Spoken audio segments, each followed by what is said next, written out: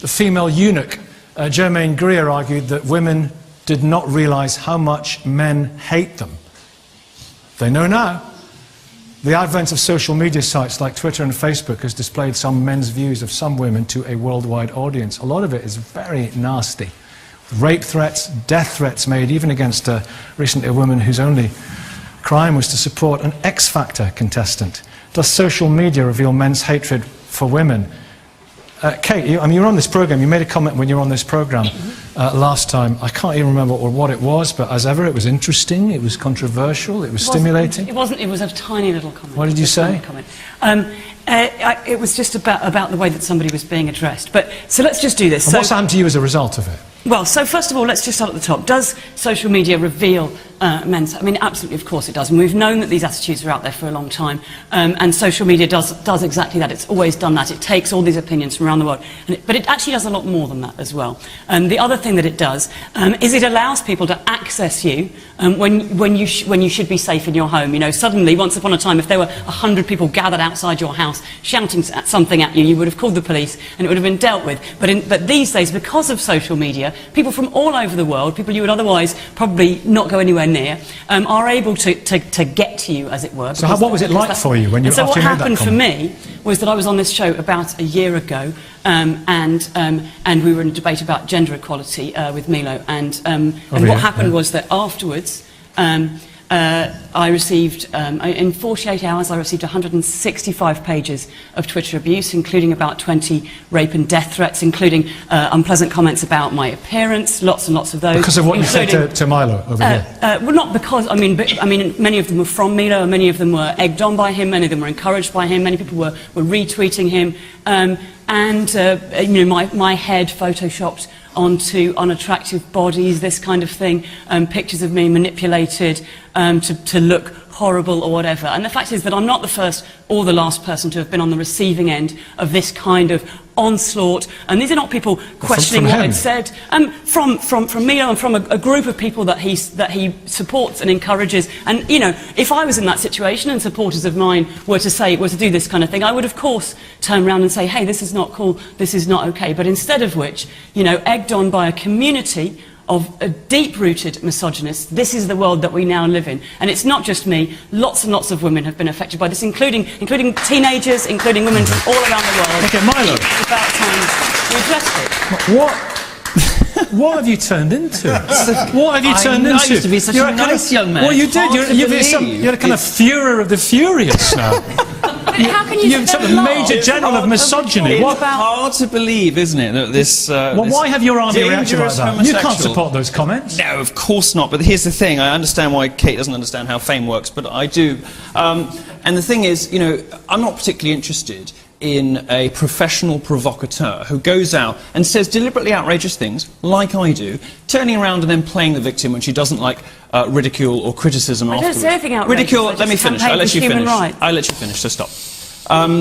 You know, no. After she lost the debate, as feminists very often do these days, because they've got facts on their side, you know, she turned around and she did what feminists always do, which is confect a sob story. Now, Kate is, like me, a professional provocateur, but only one of us plays the victim afterwards. Now, it's interesting, you know, if we get back to the question, it's interesting that, you know, that it's even being framed like this at all, because what the research shows, the Pew Global data from 2014 shows, is that actually it's men who get more abuse online than women. It is men who get more death threats, it's men who get more violent threats. The only thing that women beat men at, and this is Pew Global data, is the gold standard of research. The only thing that women beat men in is cyber stalking. And guess what? A lot of the people doing the stalking are other women.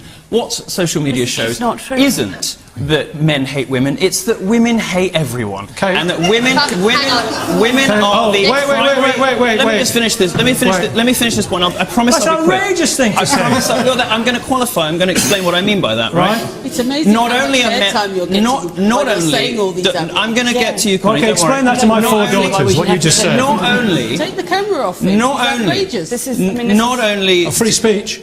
not only... Speech doesn't mean it's not outrageous. Well, we'll talk about your free speech about Tim Hunt in a minute. Not only are men the primary victims... This is the man who Not only are men the primary victims of this, but women are the primary perpetrators. Wait, let him finish. Now, it's interesting, isn't it? Why should we let him finish? How much time are you giving him? Okay. How much time are you giving him? Connie. This is the man who went on Twitter recently and said he wanted somebody assassinated. No, I didn't. Okay. You're a liar. Yeah. You lied about Tim Hunt. You lied about Tim Hunt, and now you're lying about me. He said he wanted Please, Milo, let Connie. Shut up. Listen, if I were to leave you all, if I were to walk out of the studio now and leave you all to it, mayhem would ensue. Nicky, if you were to walk out of the studio, I would come with you, because I don't believe you should be giving airtime to someone who's a serial Connie, you are Wait a minute. I want silence. I want silence. I want us all to enjoy just a little 10-second window of silence, and then we can all calm down. No talking for 10 seconds.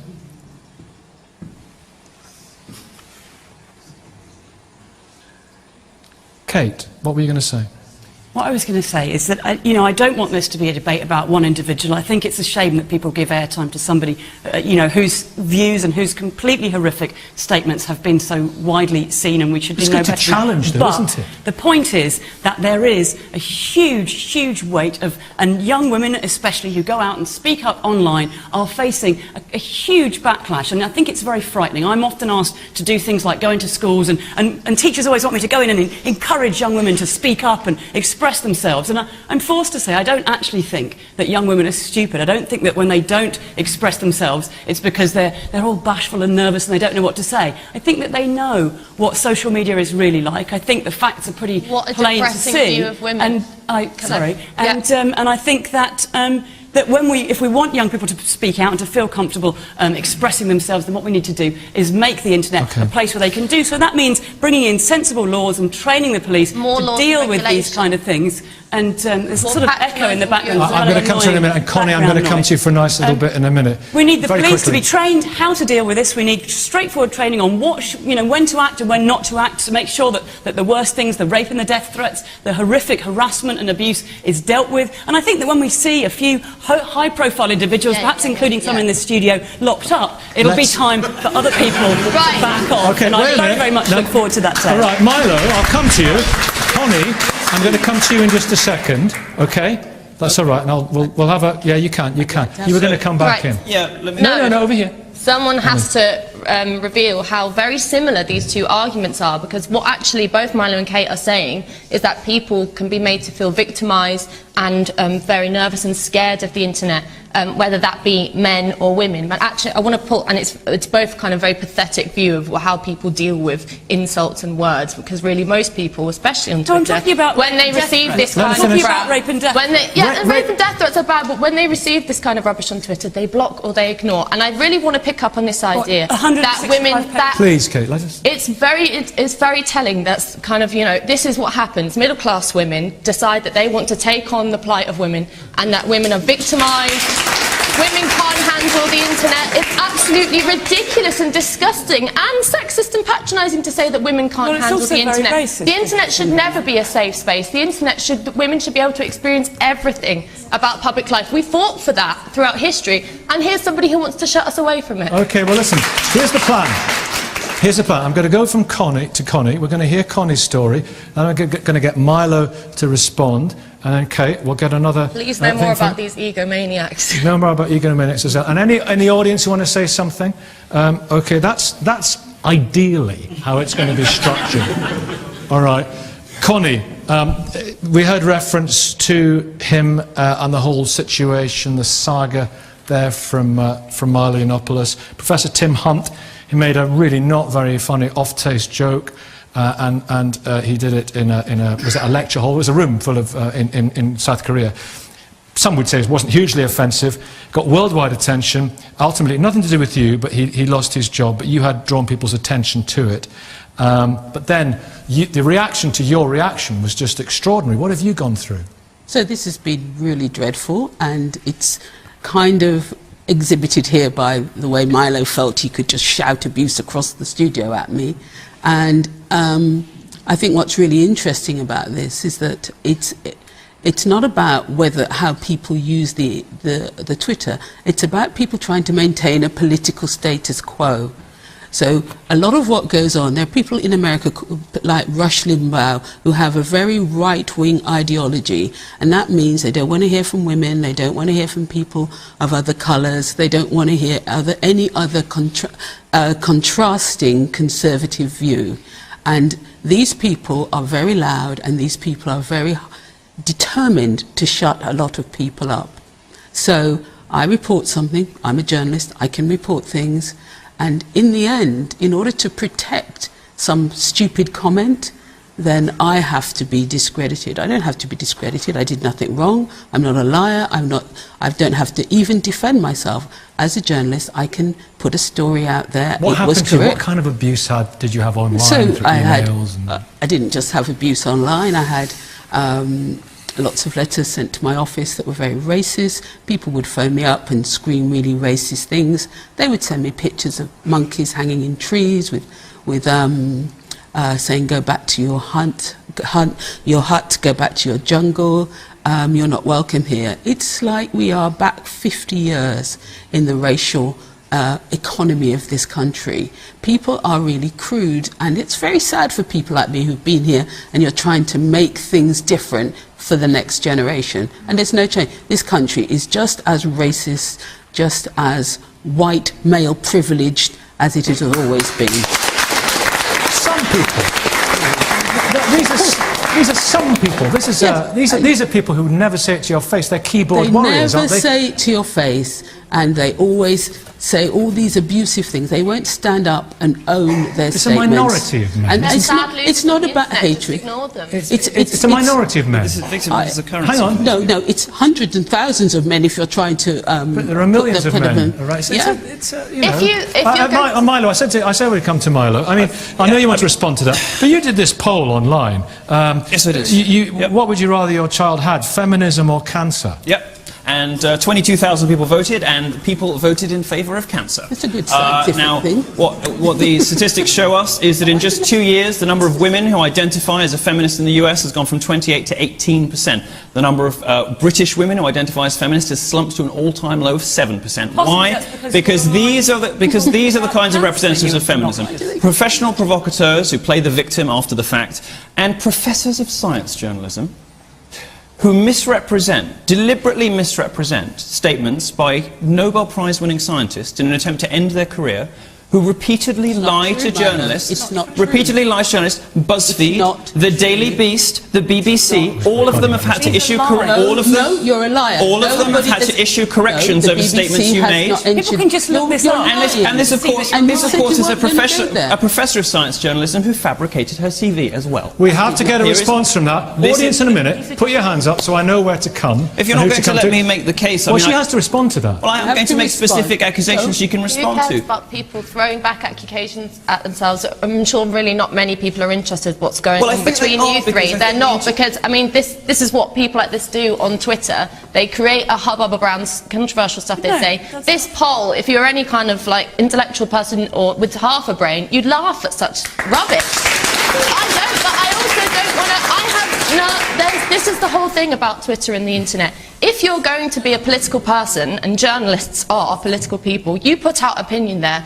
And I often put out opinions that people find absolutely abhorrent and disgusting because they don't agree with me. And the emotional overreaction to that comes in the form of, you're fat, you're this, all horrible stuff. Yes, and it's unpleasant, but the whole point is, as you're taking that risk to step out into... A monkey hanging from a tree. Ella, yeah, I mean, I'm not condoning this. I'm not condoning this, but what do we ask?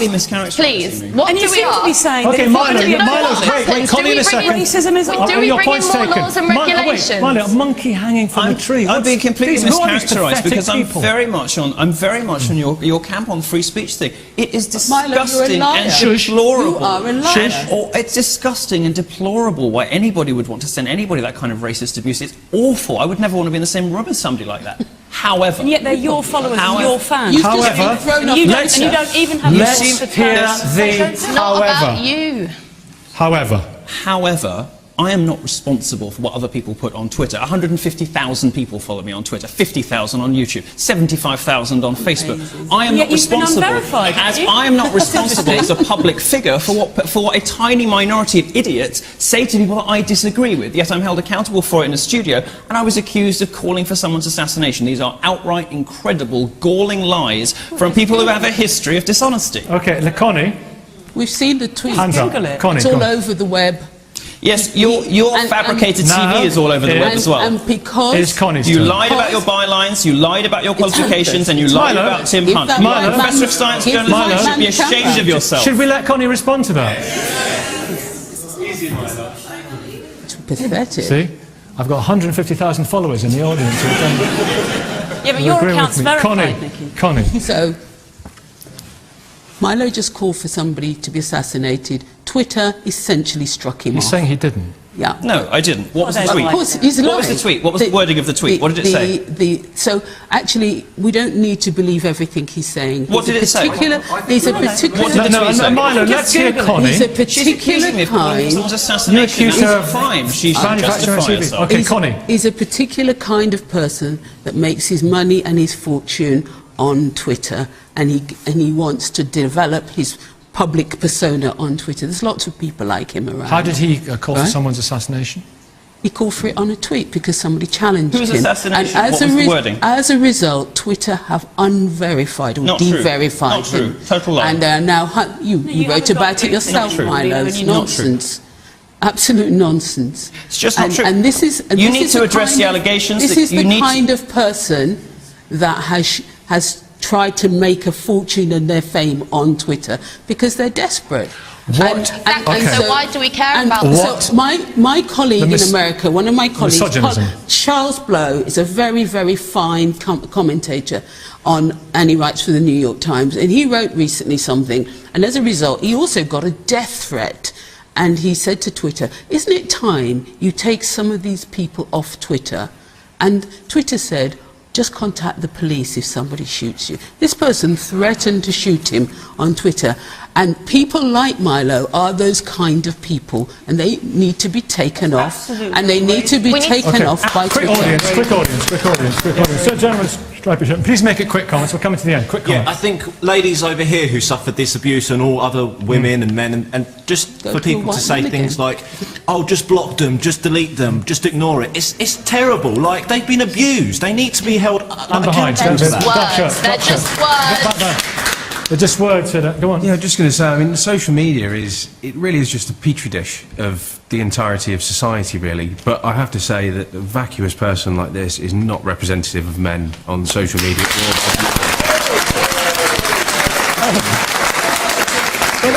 But you know, Milo, you're a controversialist, you know. Controversialist or egomaniac. I mean, the point is... But you defend his right to be a controversialist. I defend anybody's right to say anything, and that's the important distinction between what I'm saying, what everybody else is saying, is that I think you should be able to say the most abhorrent, the most awful things, because words are words, and especially on Twitter. The only time I would ever be afraid of a man, or a man would ever intimidate me, is if he was threatening my life physically. That can't happen on Twitter because it's just words. The amount of stuff that you get, death threats, evil stuff, block them. Be an adult. Are you a girl or are you a woman? Be an adult, please. You have got about 40 seconds to respond, Milo, and get the last word in here. This is a lot of accusations. You know, it's time. Very straightforward. Lots of people talking. This is very straightforward. Let's not make it about me. You've got lying feminists throwing accusations. Who cares? Okay, now we've just been accused. Let's not. The fact is that the research does not support the premise of this question. It does not support them.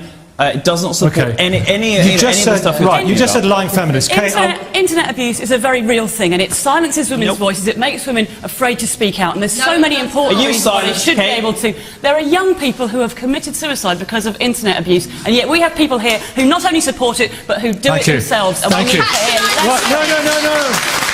No. Look, thanks for watching. We will see you next week. Tweet away.